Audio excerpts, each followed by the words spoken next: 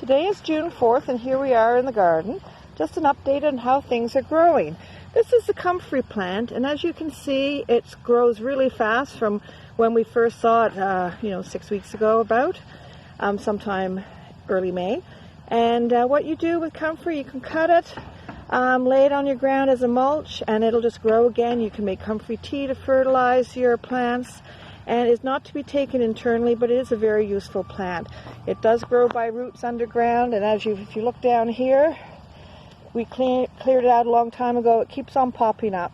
Just dig it up, get rid of it, and if you don't want it anymore. Here are some strawberry plants, and they're just starting to go into flower. Strawberries are usually harvested just about the time Canada Day arrives. So here's the parsley that overwintered last winter, and it's growing beautifully. It can be picked and eaten. At some point this season it'll send up some long stalks and start flowering and going to seed. And as you can see, the chives are just about going into flower. You can pick all these blossoms, put them in vinegar or oil, and make a lovely onion flavored vinegar. Down here, this plant looks like a lovely bean plant. It isn't. No beans are planted here. This is some kind of weed, and I do believe it's perennial, so caution is required. It's been an extremely dry spring, and I don't know whether this shows up very well, but the carrots are starting to come up. When they get a little bit bigger, it's the time to start thinning them so that they're about, I do it to an inch apart, and then after they grow a bit more and you get a little bit of carrot on the bottom, make them 2 inches apart and eat the middle ones. This is some turnip that's growing, and if you see all the little holes in the leaves, that's probably flea beetles getting a hold of them, but that's okay because it'll keep them off your other greens and it won't hurt the plant itself. This is a pathway. And as you can see, chives are pretty tough little critters. These probably grew here from seed, and I am going to dig them up and put them in plant sale. Somebody will want them, and these flowers are just about to come out. Now this is a nasty weed we have at the St. Mary's garden. We have it in both gardens. I'm not sure what it's called. It has a big, thick, white root, as you can see here, and you actually can eat this.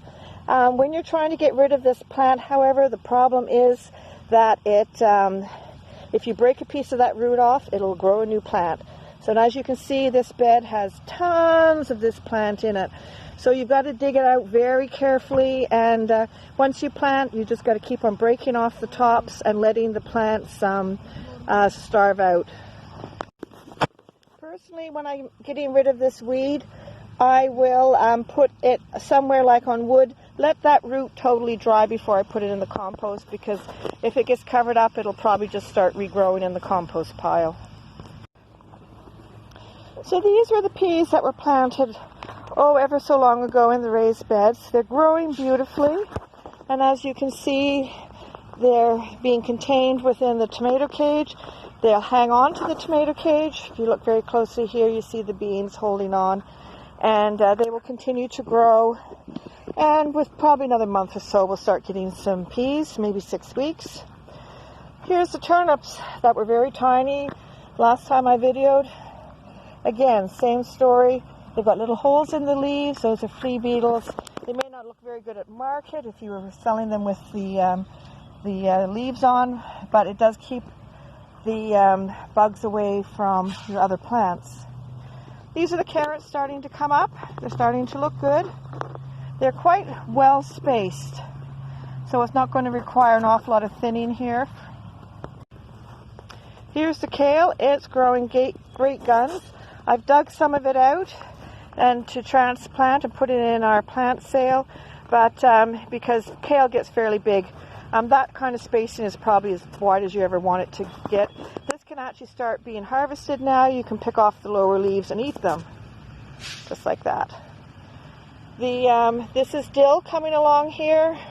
Back there is a carrot. Don't know why it's in this bed. And this is meant to be spinach. Doesn't look quite like spinach yet, so we'll see. Maybe it's something else. Here are some beans coming up. They've probably got a couple weeks growth here. They're looking really, really good. And as you look around the garden, you'll see everything is starting to grow. Rhubarb's ready for picking. There's garlic in the distance surrounded by some straw to keep the weeds down and the moisture in. And there's lots of chives in most of the beds. So that's the day in the garden on June the 6th. Things are looking good.